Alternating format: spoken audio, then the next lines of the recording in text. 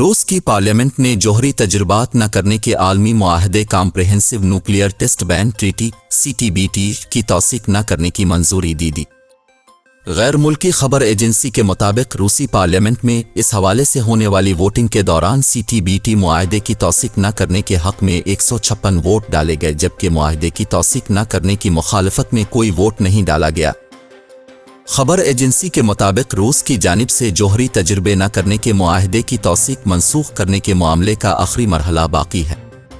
मुआहदे की तौसीक मनसूखी का मामला अब रूस के सदर व्लादिमीर पुतिन के पास दस्तखत के लिए जाएगा।